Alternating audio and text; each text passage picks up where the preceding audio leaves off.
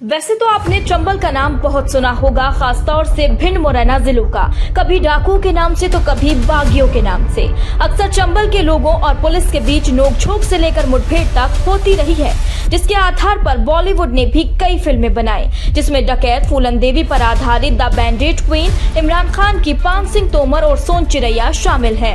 इन सभी फिल्मों को एक ही थीम पर बनाया गया, जिसके कारण कुछ लोगों के जहन में चंबल का नाम सुनते ही आज भी वही तस्वीर बन जाती है। मेट्रो शहरों की बात करें तो वो चंबल से इतने ग्रसित हैं कि आज भी भिंड मुरैना का कोई लड़का अगर दिल्ली, मुंबई जैसे शहरों में जाता है तो उसे रहने के लिए जगह नहीं मिलती। जैसे ही वह ये बताता है कि भिंड से है या मुरैना से है, लोग बड़े प्यार से मुंह पर दरवाजा बंद कर देते हैं। लेकिन धीरे धीरे हालात सुधर रहे हैं। लोग अब चंबल आ रहे हैं और देख रहे हैं कि हकीकत क्या है। उन्हें पता चल गया है कि मुरैना अब गजब के लिए प्रसिद्ध है, डकैतों के लिए नहीं। अब आगरा, ग्वालियर आने वाले टूरिस्ट मुरैना भी आ रहे हैं। चंबल क्षेत्र में कई सांस्कृतिक धरोहरें भी छिपी हुई हैं, जिसमें से एक है शनिदेव का मंदिर, जो मुरैना जिले में स्थित है। इस ऐतिहासिक मंदिर को शनिचरा का मंदिर भी कहा जाता है।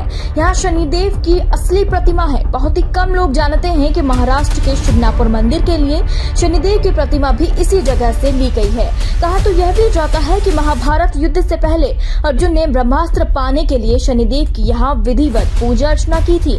इस मंदिर का निर्माण विक्रमादित्य ने करवाया था और मराठों के शासनकाल में सिंधिया शासकों ने इसका जीर्णोद्धार किया था।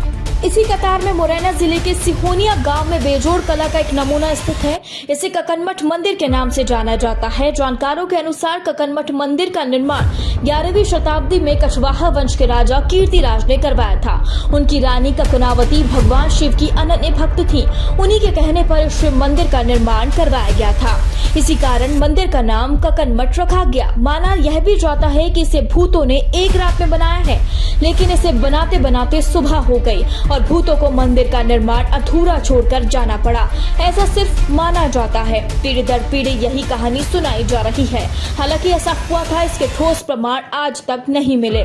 लेकिन इस कहानी पर यकीन करने की एक वजह यह भी है कि इस मंदिर को देखने पर यह लगता है कि इसका निर्माण अधूरा रह गया। ककनमठ मंदिर के निर्माण में कहीं भी चुने और गारे का उपयोग नहीं किया गया।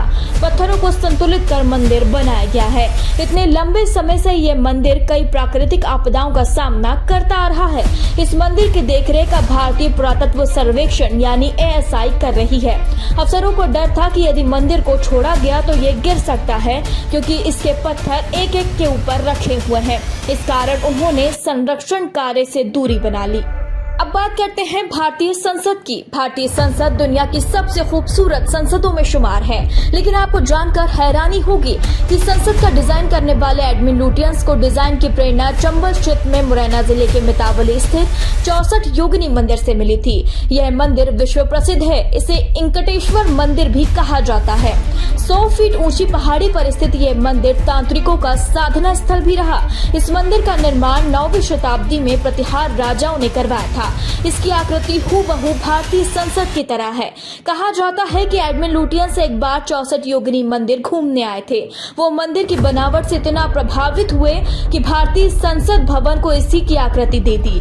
पर आज इस ऐतिहासिक धरोहर को संरक्षित रखने वाला कोई नहीं और सरकार भी इसके लिए कोई ठोस कदम नहीं उठा रही। सरकार की अनदेखी के कारण ये प्राचीन धरोहर अपनी पहचान खोती जा रही है। ये थे चंबल के वो तथ्य जिन्हें कई लोग नहीं जानते। चंबल क्षेत्र जैसा फिल्मों में दिखाया जाता है, हकीकत में अब बिल्कुल वैसा नहीं है। मुरैना भिंड आइए, खुद देखिए और तय कीजिए। ऐसी ही रोचक कहानियों को जानने के लिए देखते रहिए स्वदेश 24/7 न्यूज चैनल।